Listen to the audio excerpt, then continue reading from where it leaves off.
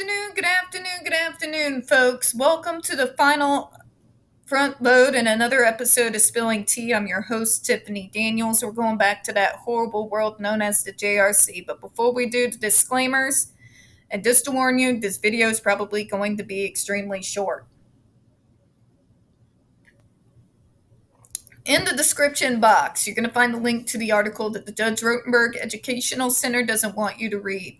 It's written by NeuroClastic, a small non-for-profit started by autistics for autistics, wherein they interviewed and surveyed over 900 ABA professionals regards to the JRC's so-called behavior modification program. Matter of fact, the JRC doesn't want you to read this article so much, they've threatened NeuroClastic with a defamation lawsuit if they did not remove it from the website. NeuroClastic has refused, so you know the drill. Please read that article and share it on all your social media.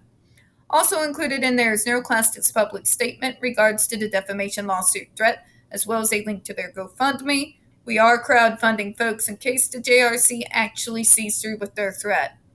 Also included in there, the Ozarks' first article in regards to the Agape boarding school, now known as Stone for Help boarding school situation, a so-called Christian-themed boarding school based out of Stockton, Missouri that takes in so-called troubled male teens that has had pending over 21 civil lawsuits, claims, and allegations leveled against it, all which have been substantiated by the Missouri Department of Social Services, and they include the following: sodomy, rape, sexual assault, child abuse, psychological and emotional abuse, child trafficking, starvation, and that's just for starters.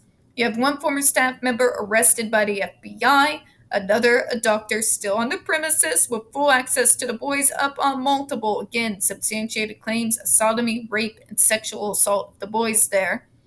You have an attorney general too busy chasing after drag queens and trying and failing to defund public libraries to actually do his job. And you got a governor that I don't even think an intervention's going to help. So please send help. Read that article, share it on all your social media. Also included in there, as always, the link to this, of course, as well as the other pertinent links to the Stop the Shocks campaign, including Autistic Hoya's massive archive on the subject, Jennifer Masamba's behavioral sheet of shockable offenses, a clip out of the 7-hour ordeal undergone by Andre McCollins back in 2002, and the ever-present self-explanatory Change.org Shut the Judge Rotenberg Center Down petition. When we discuss the Judge Rotenberg Center, or JRC, you're going to hear vivid descriptions of and catch clips of surveillance footage of people with disabilities being tortured and abused. If you got young children present, folks, please use the headphones, all right? Trigger warning, this channel is marked not for children for a reason. We use profanity on occasion and speak on dark subjects. If your child is 16 and younger and they're watching this, very obviously, parental supervision is advised. All right, we are about to read another testimony in favor of the 2015 attempt to get the Aversives banned in the state of Massachusetts. Considering the state of things, you see how that went, don't you? Let's get to it, shall we? To Senator Flanagan, Representative Kahn, and the Joint Committee on Children, Families, and Persons with Disabilities. I am a Boston Community Coordinator for the Autistic Self-Advocacy Network, the chapter leader for the Autistic Self-Advocacy Network's Greater Boston chapter, and a concerned state citizen writing in support of House Bill 89, Senate Bill 80, an act relative to the use of aversive therapy, which would ban the use of aversives shocks as means of training. The Judge Rotenberg Center in Canton is currently the only facility that is permitted to use this method of education. Speak on it. Speak on it. But one facility that uses these methods is more than enough, and there is no reasonable justification for it to remain open. Literally none. None. Zip. Nada.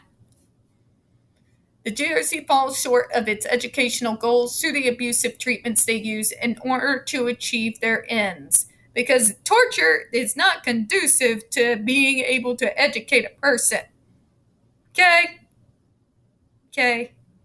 When I am afraid of getting a shock at any moment, explain to me how I'm supposed to be concentrating on times tables. When I am hungry and starving because I've been denied breakfast, how am I supposed to pay attention in class? This should go without saying, folks. The treatment of the JRC applies to its inmates is nothing short of torture, and it's morally unconscionable that Massachusetts allows this to continue. People are subjected to electrical shocks if they do something that a staff member deems inappropriate, which is the height of cruelty. These shocks have possibility of inflicting burns and other physical trauma and can contribute to a lifelong psychological trauma that manifests in the form of PTSD and other mental health issues. If you already have mental health issues, which many of us do, most of us start at childhood dealing with trauma, unfortunately, who have these diagnoses just simply by going through the hellscape that is public schools. And then you get sent to this place because you had behaviors, because they treat you like garbage. I know this. I was put through public schools. I graduated, God knows how, in public schools. I know the hellscapes that they are for people with disabilities on a very deep and personal level. So you got kids already traumatized being sent to this place. And then those mental health issues, those trauma issues they already have, yeah, doesn't take a rocket scientist, does it? Additionally, JRC residents are subjected to emotional abuse, manipulation, and regimented control of their lives.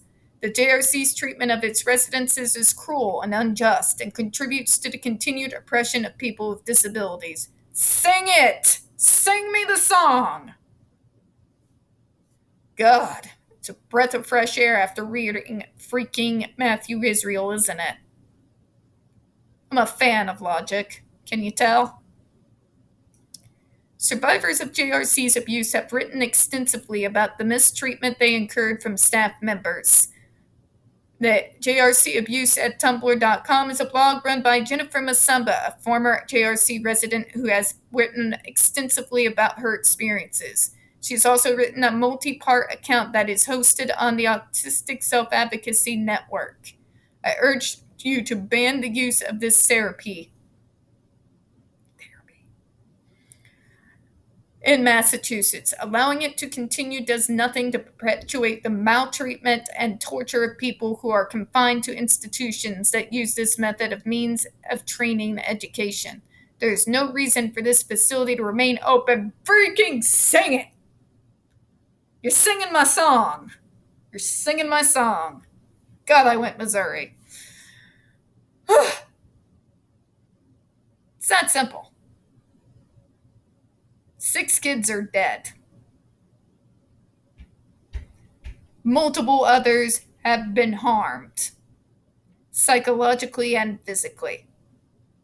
We've had testimony of individuals where the electrodes were placed that no longer have feeling where those electrodes were placed. We have numerous examples from the DESE reports where kids were put in the ER.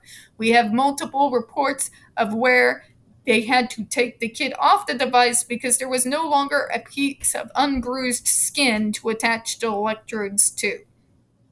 That this place continues to exist. That they are continued to be allowed to torture generation after generation after generation. This should be front and center in the news every night. Not what's her face, the Z-list actress is doing off in Spain. This. Real victims. Real survivors. People locked in a cell hold right now while we're talking.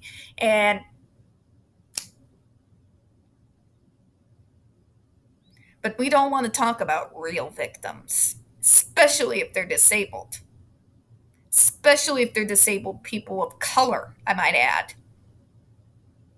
Says a lot about our society, doesn't it? We're going to close out on that. We don't get very many views on this channel. The few that we do get do tend to get removed from time to time. So, folks, please don't forget to hit the like button, hit subscribe. Don't forget to hit the comments. I do appreciate your time. As always, folks, we here at Spilling Tea do hope you have a good one. Bye-bye, everyone.